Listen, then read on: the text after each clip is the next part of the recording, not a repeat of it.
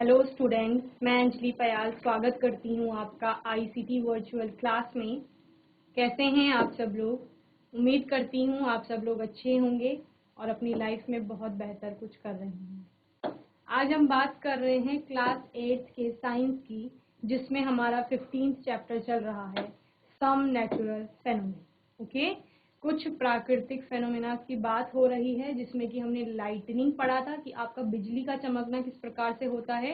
ये एक क्या होती है, इसमें साइंटिफिक प्रोसेस होती है, जिसके आधार पर हमने क्या बोला था कि चार्जेस वहां पर एक्यूमुलेट हो रहे हैं या क्या हो रहा है, इलेक्ट्रिकल डिस्चार्ज हो रहा है, जिसकी वजह से आपको आसमान में एक चमक दिखाई देती है और साथ ही साथ आपको क्या दिखाई सुनाई देती है, गर्जना या थंडर, बहुत जोर की आवाज सुनाई देती है।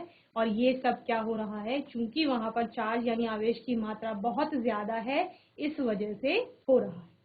साथ ही यहाँ पर आपने चार्जेस के बारे में पढ़ा कि दो तरह के आपके चार्जेस आएंगे, पॉजिटिव निगेटिव, और इनका इंटरेक्शन जिस तरह से होता है उनको हम इनकी प्रॉपर्टीज में पढ़ते हैं। तो दो प्रॉपर्टीज इसकी आती है। पहली आती है कि जब सेम चार्जेस होंगे, एक समान आवेश होगा, तो वो जब आसपास रखा जाएगा तो उनके बीच में क्या होगा, रिपेल करेंगे वो एक दूसरे के, या उनके बीच में प्रतिकर्षण का बल कार्य करे।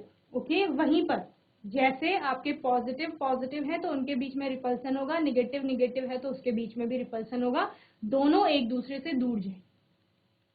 दूसरा केस आपका आता है कि जब दोनों ऑपोजिट चार्ज होंगे, डिफरेंट होंगे, या आप क्या कहेंगे अनलाइक चार्जेस होंगे। उस केस में क्या होता है कि दोनों चार्जेस एक दूसरे के पास आने की कोशिश करते हैं, या उनके बीच में आकर्षण का अट्रैक्शन फोर्स वहां पर कार्य करता है। और इसका एग्जाम्पल क्या होता है कि आपका पॉजिटिव और नेगेटिव चार्ज अगर रखा गया है तो वो दोनों एक दूसरे के पास आने की कोशिश करेंगे, या आप क्या कहते हैं एक दूसरे को क्या करेगा, अट्रैक्ट करेगा। ओके, इतना आपने देखा था। साथ ही आपने क्या बोला कि कुछ वस्तुएं ऐसी हैं जिन पर आवेश नहीं है, वो क्या हो जाती हैं, रब करने से उनमें फ्रिक्शन प्रोड्यूस होता है, जिसके बाद उनमें चार्जेस डेवलप हो जाते हैं। ओके, साथ ही कोई जो चार्ज ऑब्जेक्ट होती है जिस पर पहले से आवेश है, उसके पास अगर कोई अनचार्ज ऑब्जेक्ट लाया जाएगा, यानी कि जिस पर कोई चार्ज नहीं है, तो वो चार्ज ऑब्जेक्ट यानी जिस पर आवेश है, चार्ज है, वो दूसरे अनावेशित या अनचार्ज ऑब्जेक्ट को क्या करती है, अट्रैक्ट करती है अपनी तरफ को, या आकर्षित करती है। जैसे आपने क्या कहा कि कॉम्ब को जब क्या कर लिया गया था, चार्ज कर लिया गया था, तो उससे कागज के छोटे छोटे टुकड़ों को क्या किया गया था, आकर्षित किया गया। ओके, इतना आप लोगों ने पढ़ लिया था। साथ ही उस कॉम्ब पर जब चार्ज की बात हो रही थी कि उस पर क्या है, चार्ज पाया जा रहा है, तो वो देखने से तो हमें अलग अलग पॉजिटिव और नेगेटिव चार्ज दिखाई नहीं देगा, ठीक है। तो उसको क्या किया जाता है, उसकी प्रेजेंस का पता लगाने के लिए एक डिवाइस बनाई गई, जिसको क्या कहा गया, इलेक्ट्रोस्कोप कहा। ओके, इलेक्ट्रोस्कोप आपका क्या होता है, एक ग्लास जार होता है जिसके ऊपर मेटल की एक प्लेट रखी रहती है, और उसके अंदर एक कंडक्टर वायर लगाई जाती है, जिस पर आपकी मेटल की कोई फॉइल लगाई जाएगी, जो कि एक अच्छा कंडक्टर होगा। मेटल की प्लेट के कांटेक्ट में किसको लाया जा रहा था, किसी चार्ज ऑब्जेक्ट को लाया जा रहा था, जिस पर हमने आवेश पता करना है। इस केस पर हम क्या कह रहे हैं कि हम उस कॉम्ब को लाएंगे या कंघी को लाएंगे, या जिस ग्लास रॉड को आप सिल्क के कपड़े से घिस रहे थे या रब कर रहे थे, उस ग्लास रॉड को क्या करेंगे, मेटल की प्लेट के पास में लाएंगे।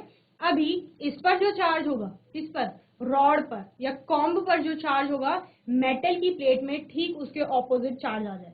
हम कह रहे हैं इस पर पॉजिटिव चार्ज होगा। मेटल पे आपके पॉजिटिव और निगेटिव दोनों चार्ज हैं, क्योंकि उसमें एटम प्रेजेंट है। ओके, तो यहां से आपका पॉजिटिव चार्ज के कारण इस पर नेगेटिव चार्ज आ जाएगा, और इसका जितना पॉजिटिव चार्ज है, क्योंकि इस पर कंडक्टर वायर लगी हुई है, तो उस कंडक्टर वायर के थ्रू जो नीचे फॉइल लगी हुई है उसमें ट्रांसफर हो जाए। तो क्या हुआ, ये पॉजिटिव था, इसने यहां से पॉजिटिव को नीचे भगा दिया। ओके, मेटल की प्लेट पे क्या रह गया, अभी पॉजिटिव तो नीचे चला गया, तो निगेटिव रह गया। पॉजिटिव नीचे आया कंडक्टर वायर के थ्रू और फॉइल्स पर आ गया। फॉइल लीफ की तरह बनाई जाती है, दो उसमें सिरे होते हैं और दो सिरे ऐसे होते हैं। ओके, इस तरह से आपके दोनों सिरे होंगे, और दोनों सिरे पर आपका सेम चार्जेस आएगा। ऊपर से क्या आया, पॉजिटिव चार्ज भागते हुए आया, दोनों लीफ पर आ गया। ये दो लीफ, हैंड्स को दोनों लीफ मान लीजिए। इन दो लीफ पर जब पॉजिटिव चार्ज आया तो इनके बीच में क्या कार्य करेगा, आपका प्रतिकर्षण बल कार्य करेगा, और प्रतिकर्षण बल के कार्य करने के बाद ये दोनों लीफ एक दूसरे से जो अभी ऐसी थी वो दूर चली गई। ओके, तो दोनों पर क्या आया, आपका सेम चार्जेस आए, यानी पॉजिटिव चार्ज आया।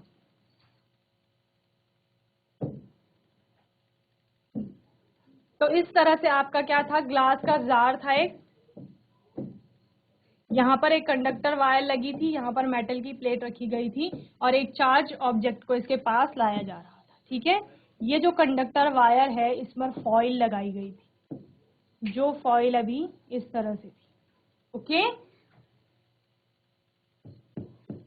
यहाँ से पॉजिटिव चार्ज आया। इस मेटल में हमने क्या कहा, पॉजिटिव और निगेटिव आपके दोनों चार्जेस हैं। अभी इस पर सिर्फ नेगेटिव चार्ज रह गया। सारा पॉजिटिव चार्ज मेटल की जो कंडक्टर वायर है उसके थ्रू यहाँ आ गया। जब फॉइल पर आपका पॉजिटिव चार्ज आ जाता है तो इसके बीच में क्या कार्य करेगा, दोनों पॉजिटिव हो गए। तो हमने क्या पढ़ा था, जो सेम चार्जेस होंगे वो क्या करेंगे, एक दूसरे को रिपेल करेंगे। तो अभी ये कैसे हो जाएंगे,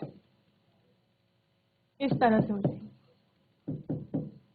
जो अभी इस तरह से थे वो अभी दूर चले गए एक दूसरे से, इस पॉजिटिव चार्ज के कारण। ओके, तो ये क्या था, आपका इलेक्ट्रोस्कोप का काम करने का तरीका था। इसके बाद आप क्या कहते हैं कि अगर इस कंडक्टर वायर को मैं अपने हाथों से टच करती हूँ, यहाँ से बेयर हैंड से, तो क्या होगा, सारा चार्ज बॉडी में ट्रांसफर हो जाएगा मेरे। ओके, इसको क्या कहा जाएगा, चार्जिंग कहा जाएगा। ओके, हमने क्या किया, कंडक्टर वायर एक चार्ज ऑब्जेक्ट थी, उस चार्ज ऑब्जेक्ट से मेरी बॉडी क्या है, अनचार्ज, अनावेशित है, तो सारा चार्ज इधर ट्रांसफर हो गया, इसको चार्जिंग कहा जाएगा। और जब वो जो चार्ज है वो मेरी बॉडी के थ्रू अर्थ में चला जाएगा तो इसको क्या कहा जाएगा, अर्थिंग कहा जाएगा।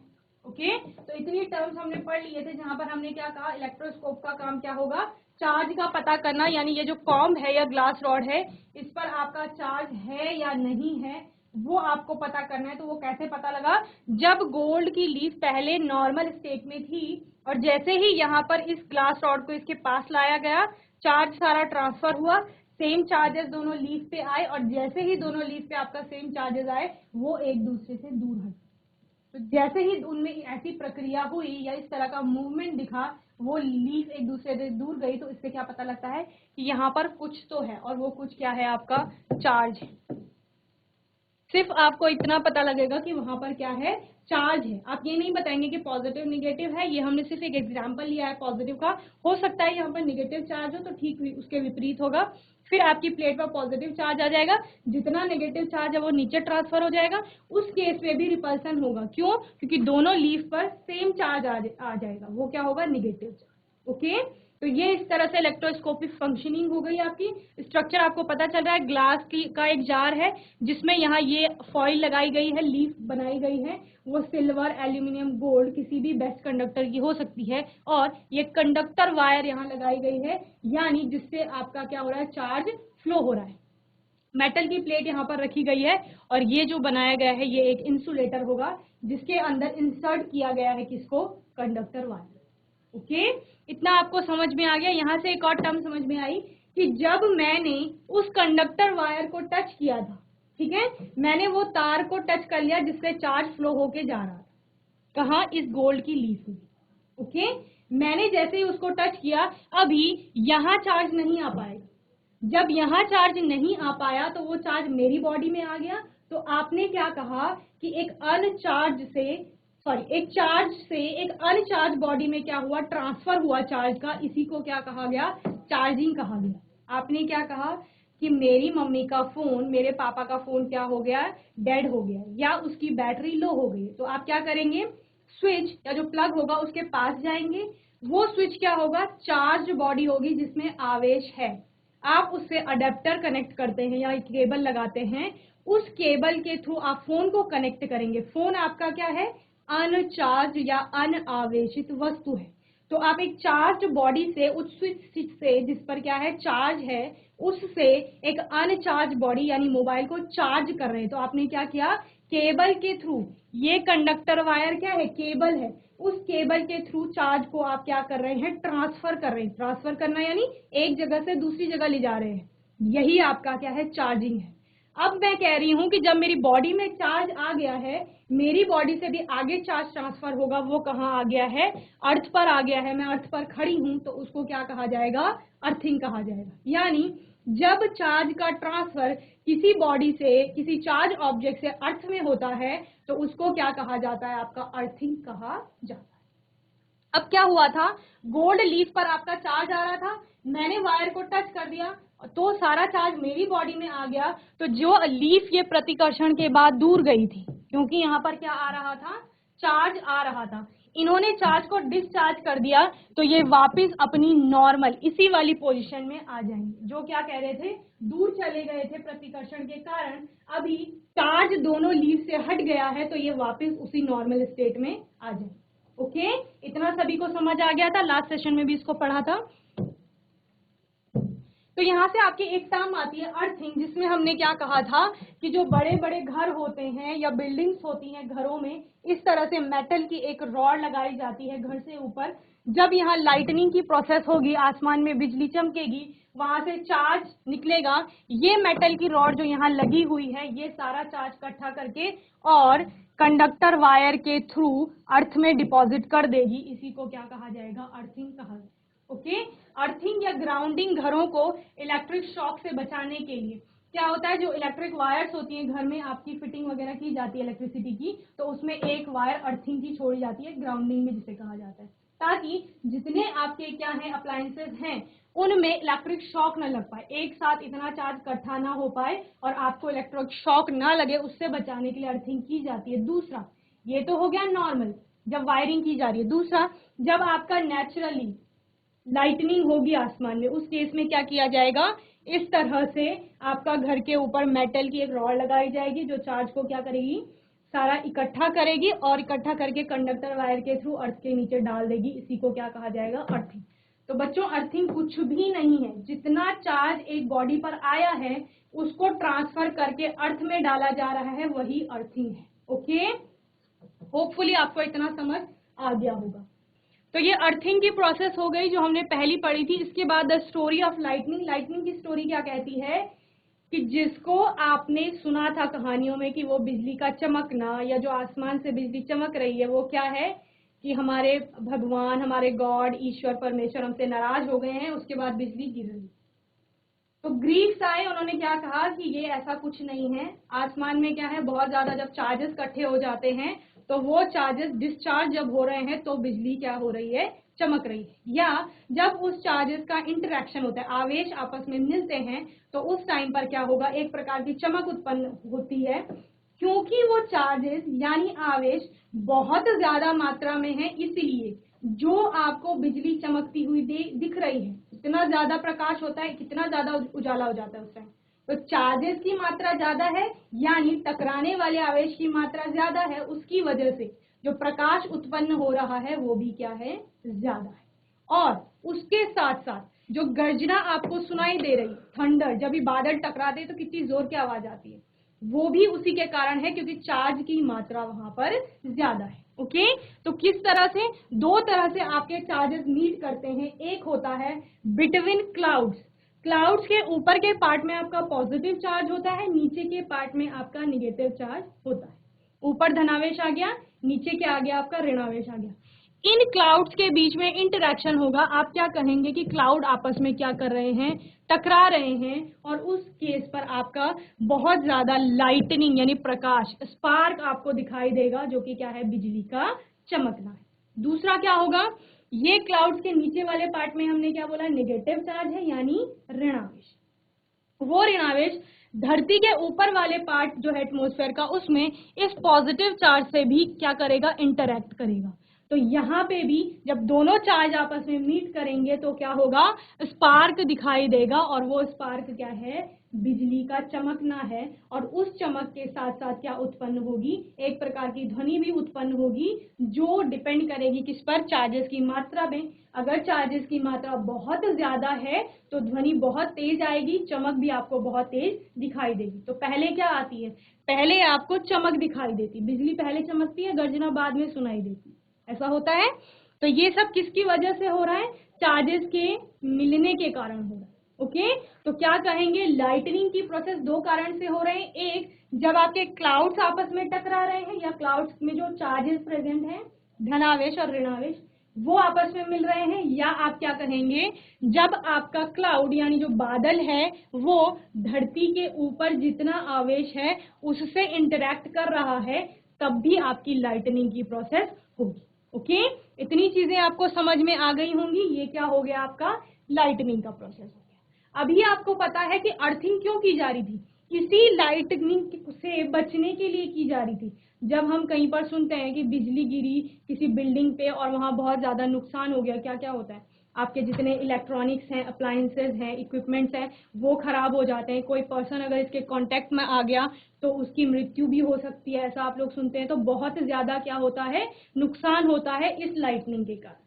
तो इससे बचाने के लिए क्या होगा, अर्थिंग की जा रही है। जितना यहाँ से चार्ज निकला उसको क्या करेंगे, घरों के ऊपर मेटल की रॉड लगा ली, अभी ये चार्ज सारा इसमें इकट्ठा हो गया, फिर कंडक्टर वायर के थ्रू अर्थ में डिपॉजिट कर दिया जाएगा। तो अर्थिंग इसलिए की जा रही थी। ओके देन आपका क्या आता है, लाइटनिंग सेफ्टी। जो बिजली गिर रही है आसमान से, उससे कैसे बचा जाएगा। तो क्या करेंगे आप, सबसे पहले during lightning and thunderstorm no open place is safe.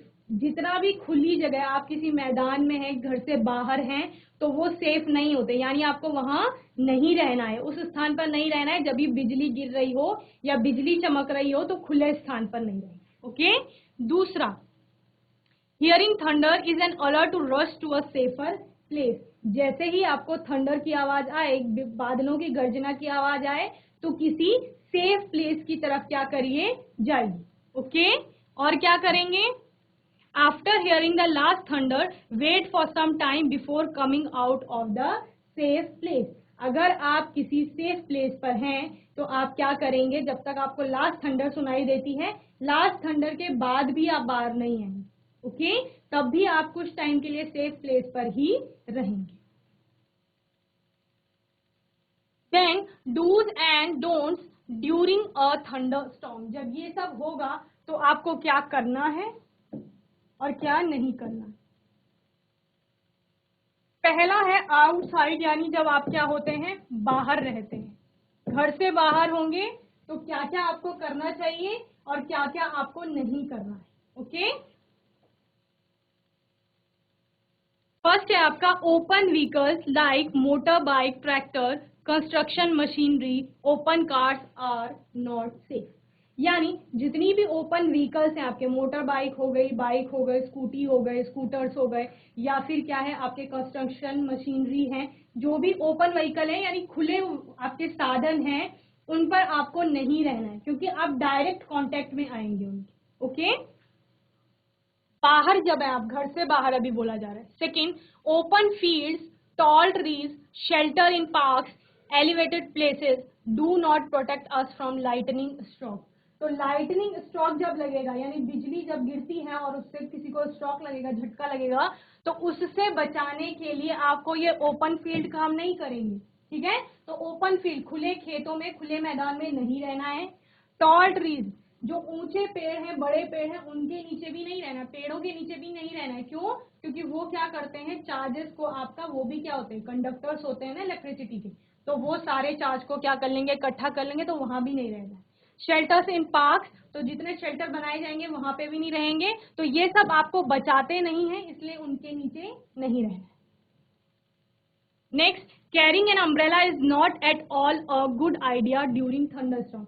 आप सोच रहे हैं कि मैं छाता ले लूंगी और छाता ले लूंगा या वो छाता मुझे प्रोटेक्ट करेगा लाइटनिंग से, तो ऐसा नहीं है। तो छाता भी आपको उससे नहीं बचाएगा, तो ये भी नहीं करना है कि छाता ले लेंगे। Okay or in a forest take shelter under shorter trees. If no shelter is available and you are in an open field, stay far away from all trees. Okay तो क्या करना है, अगर आपको लगे कि मैं जंगल में हूं तो मैं किसी पेड़ के नीचे छुप जाता हूं, तो ऐसा नहीं करना है।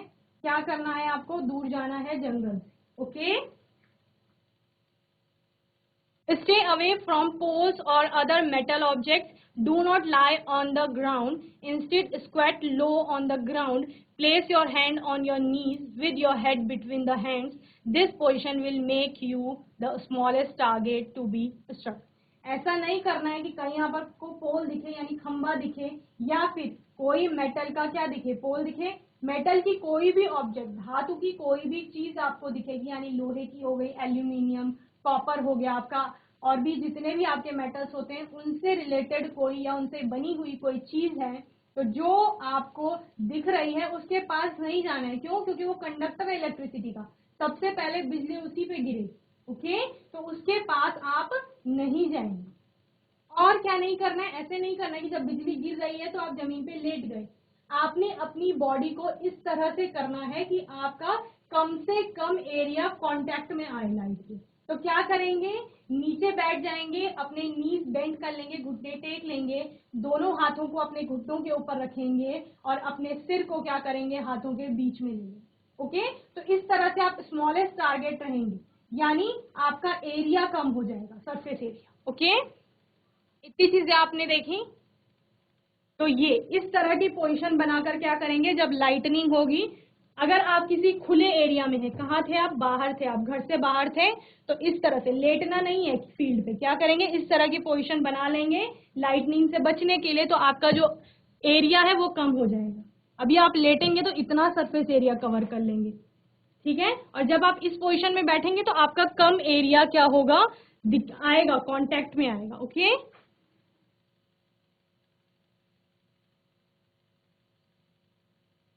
और इस तरह से आप बड़े जो पेड़ हैं उनके नीचे भी नहीं रहेंगे, ठीक है। दूर जाना है, पेड़ से आपको दूर जाना है। खुले मैदान में है, शेल्टर ढूंढेंगे, घर के अंदर रहेंगे तो सबसे ज्यादा सेफ रहेंगे।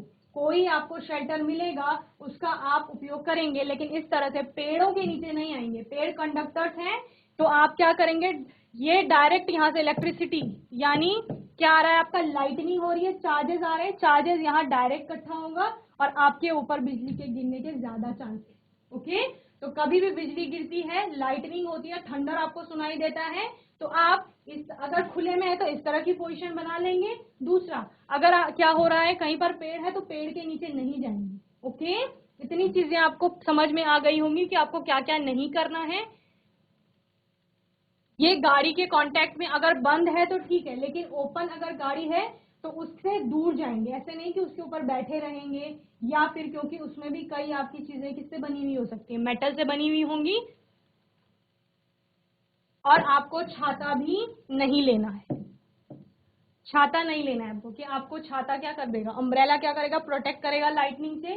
तो ऐसा नहीं है, अम्ब्रेला आपको पूरी तरीके से प्रोटेक्ट नहीं कर पाएगा लाइटनिंग से। बारिश से आपको प्रोटेक्ट करेगा, धूप से प्रोटेक्ट करेगा, लेकिन इस थंडर से या लाइटनिंग से प्रोटेक्ट नहीं करेगा। नेक्स्ट है आपका इनसाइड द हाउस, यानी जब आप घर के अंदर होंगे। ये इससे पहले क्या बताया गया कि जब आप बाहर होंगे, जब घर से बाहर होंगे तो आपको क्या क्या नहीं करना है या क्या क्या करना है। दूसरा, जब आप घर के अंदर होंगे तभी लाइटनिंग हो रही है, तब आप क्या करोगे। तो क्या करोगे आप, सबसे पहले lightning can strike telephone cords, electrical wires and metal pipes. Do you remember lightning is an electrical discharge? During a thunderstorm, contact with these should be avoided.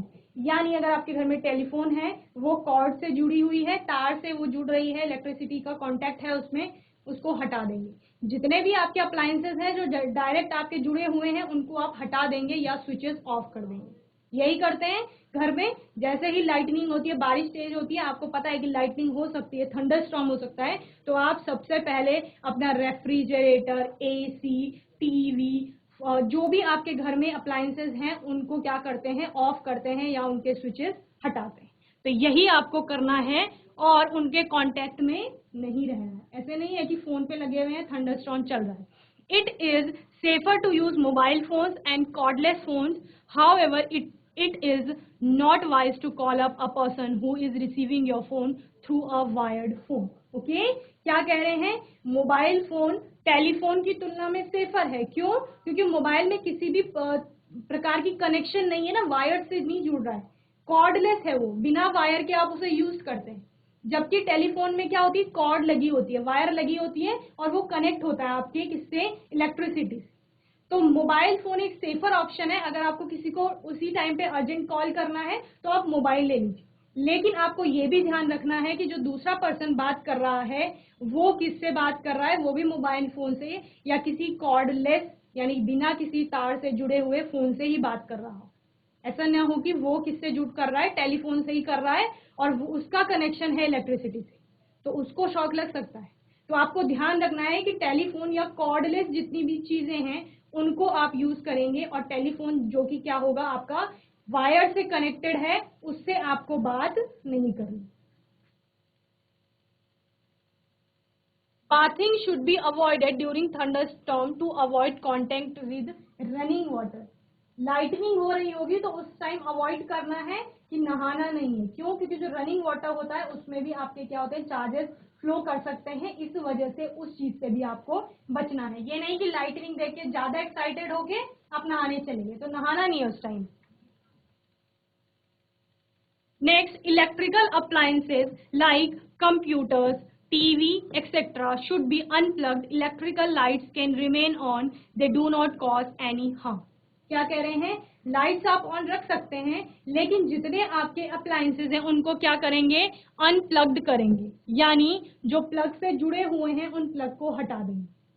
जब भी आपको लाइटनिंग की दिख रही हो कि बिजली चमक रही है आसमान में, तेज गर्जना आपको सुनाई दे रही है, तो जल्दी से अपने क्या क्या करेंगे? TV, refrigerator, microwave, AC, cooler जो भी आपका लगा हुआ है उसके सारे प्लग्स को अनप्लग कर देंगे, यानी स्विचेस से हटा देंगे। ओके, तो इतनी चीजें आपको समझ में आ गई, क्या क्या आपको करना है और क्या क्या नहीं करना है। तो ये आप इसको हटा देंगे, या आपको कभी भी इस तरह से आपके गीले हाथ हैं उनसे, उन गीले हाथों से कभी भी क्या नहीं करना है? प्लग इन नहीं करना है कि आपके हाथ गीले हैं और आप डायरेक्ट रेफ्रिजरेटर का स्विच या टीवी का स्विच, अपने सिस्टम कंप्यूटर वगैरह का स्विच डायरेक्ट लगा रहे हैं। ओके, तो आपको शॉक लग सकता है, वो नहीं करना है आपको। और क्या नहीं करना है? इस तरह से ये भी आपके कैसे गीले हाथ हैं और गीले हाथों से आप क्या कर रहे हैं? डायरेक्ट स्विच ऑन ऑफ कर रहे हैं, तो ये भी नहीं करेंगे, कभी भी नहीं करेंगे। ओके, और जब भी क्या होगी? लाइटनिंग होगी तो कॉर्ड, ये कॉर्ड वायर दिख रही है आपको टेलीफोन में, ऐसी वायर्स जहां होंगी फोन में, उन फोन का यूज नहीं करेंगे, बल्कि मोबाइल फोन का यूज करेंगे। जो आपके स्मार्टफोन्स हैं उन वो कैसे होते हैं? कॉर्डलेस होते हैं, तार उनमें नहीं होती है किसी भी प्रकार की, तो उनका उपयोग करेंगे। तो इनका उपयोग नहीं करेंगे। और क्या करेंगे साथ ही? अगर वायर्स जुड़ी हुई हैं तो उनको हटा देंगे उस टाइम के लिए। ये देखिए, जितने भी आपके रेफ्रिजरेटर हो गए, आपका एसी हो गया, टीवी हो गया, आपके कंप्यूटर्स हो गए, सारे सबके स्विचेस क्या कर लेंगे? हटा लेंगे। ओके, तो इतनी चीजें आपको होपफुली समझ में आई होंगी। जीआईसी पौड़ी खाल। My name is Saurabh Agri. Saurabh, Yes, ma'am. बच्चे लाइटनिंग कैसे हो रही थी? हमने कहा दो कारणों से आपकी लाइटनिंग हो रही है। वो दो कारण क्या क्या थे? आसमान में क्या थे आप? तो क्या हो रहा था वहां पे ऐसा? My name is Ayush Pandey. Ayush बताइए, लाइटनिंग कब हो रही थी? बिजली कब चमक रही थी? मैम जब बादल टकराती। जब बादल आपस में टकरा रहे हैं, या आप क्या कहेंगे बादलों में क्या पाया जा रहा है वहां पर पानी के अलावा? क्या बताया था यहाँ पे? चार्ज।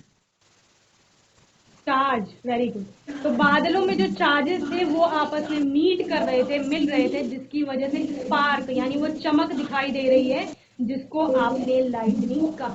ओके, पास कर दीजिए mike. Very good Ayush, very good Saurabh. कैमरे के आगे आ गुड जाइए। Morning ma'am. गुड मॉर्निंग, क्या नाम है आपका?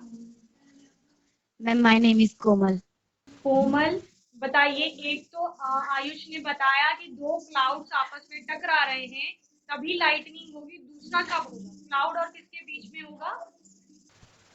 यस, एक हमने कहा था बादलों में जो चार्ज है, आवेश है, वो आपस में मिल रहा है। दूसरा, बादलों का जो आवेश है वो कौन से आवेश से मिल रहा है? Ma'am my name is Ashish. Yes ma'am. Ashish, बताइए दूसरा किस तरह से आपका लाइटनिंग होगी? मैम जब बादलों में पॉजिटिव चार्ज होगा और पेड़ों पे नेगेटिव चार्ज होगा तब लाइटिंग होगी। बादलों में एक में पॉजिटिव चार्ज होगा, दूसरे बादल में नेगेटिव चार्ज होगा, वो आपस में टकराएंगे। और दूसरा,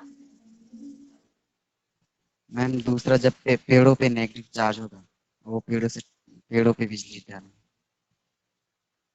पेड़ों के ऊपर नहीं कहेंगे, अर्थ के ऊपर जो एटमॉस्फेयर है वहां पर पॉजिटिव चार्ज होगा। ओके बेटा, पॉजिटिव चार्ज है। और बादलों में नीचे के साइड को नेगेटिव चार्ज है। ओके, इसमें ये ठीक है। ये आपका अर्थ के ऊपर पॉजिटिव चार्ज है, धनात्मक आवेश या धनावेश जिसे कह रहे हैं, और नीचे वाले जो बादल हैं उनमें नेगेटिव चार्ज है। तो इन पॉजिटिव और नेगेटिव, आपको पता है ऑपोजिट चार्ज जो विपरीत या उल्टे चार्ज होते हैं, उल्टे है ना, एक नेगेटिव है पॉजिटिव, ये दोनों इंटरेक्ट करेंगे या आकर्षित होंगे और उस टाइम पर स्पार्क यानी चमक दिखाई देगी। ओके, वेरी गुड आशीष। और ऊपर जो आपके क्लाउड्स हैं उनमें पॉजिटिव और नेगेटिव चार्ज होगा। अब जल्दी से कोई बच्चा बताइए अर्थिंग क्या होती है आपकी। इससे पहले आपने अर्थिंग पढ़ा था, कौन बताएगा अर्थिंग क्या होती है? आशीष बताइए आप, ये अर्थिंग क्या होती है? मैम अर्थिंग जब हम किसी वायर को पकड़ते हैं और हमसे जब हम पे चार्ज आता है तब वो पृथ्वी पे जाता है। ओके, जितना भी आपका चार्ज है जब वो बॉडी से वायर के थ्रू, तार के थ्रू, कंडक्टर वायर के थ्रू आप क्या कह रहे हैं, पृथ्वी में या अर्थ में डाला जा रहा है, डिपॉजिट किया जा रहा है, तो वो अर्थिंग की प्रोसेस होती है। वेरी गुड आशीष। और आपने क्या पढ़ा, लाइटनिंग सेफ्टी पढ़ी। अब लाइटनिंग सेफ्टी कौन बताएगा कि जब भी बिजली चमक रही होगी तो बाहर हमको क्या करना है, जब हम बाहर रहेंगे और जब भी घर के अंदर रहेंगे तब हमें क्या करना है? जल्दी से माइक ले लीजिए। मैम एक तो हमें पेड़ों के नीचे नहीं रहना है। मैम हमको पेड़ों के नीचे नहीं रहना है। वेरी गुड, पेड़ों के नीचे नहीं रहेंगे। माइक पास कर दीजिए। क्या नाम है बच्चे? Good morning ma'am. साक्षी, बताइए क्या नहीं करना है लाइटनिंग के दौरान या फिर क्या करना है? मैम हमें ओपन व्हीकल्स के अंदर नहीं रहना चाहिए। Very good. मैम छाते के नीचे नहीं और रहना चाहिए। खाते मैम के टॉल नीचे भी ट्रीज नहीं के रहेंगे। नीचे, और टॉल Yes? ट्रीज के नीचे भी नहीं रहना चाहिए। ट्रीज के नीचे भी नहीं रहना चाहिए। और तभी लाइटनिंग होगी तभी घर में एकदम से फ्रिज का स्विच लगाना है या हटाना है? मैम हटाना है। हटाना है। Very good. ऐसा नहीं करना है कि लाइटनिंग होगी तो सारे अप्लायंसेस जाके जोड़ देने, मम्मी ने हटा रखे होंगे, नहीं हम तो फ्रिज भी लगाएंगे, हम टीवी भी हमको देखना है, होने तो लाइटनिंग हो रही, थंडरस्टॉर्म हो रही, तो ऐसा नहीं करना है बिल्कुल। ओके, उनको वहां से हटाना है। कुछ देर आपका क्या प्रोग्राम जो चल रहा होगा या आप क्लासेस देख रहे हैं ऑनलाइन, वो रुक जाएंगी। ओके, क्या करना है, बुक से पढ़ लेना है उस टाइम, जबरदस्ती टीवी नहीं देखना। Okay, very good Ayush, Saurabh, Ashish और साक्षी, बहुत अच्छे आंसर दिए जीआईसी पौड़ी खाल के बच्चों ने। सिट डाउन साक्षी। तो इतना आपको होपफुली समझ में आ गया होगा, इलेक्ट्रोस्कोप क्या है, आपका अर्थिंग क्या होती है, और आपका लाइटनिंग सेफ्टी के बारे में बता दिया है कि क्या आपको करना है, क्या आपको नहीं करना है।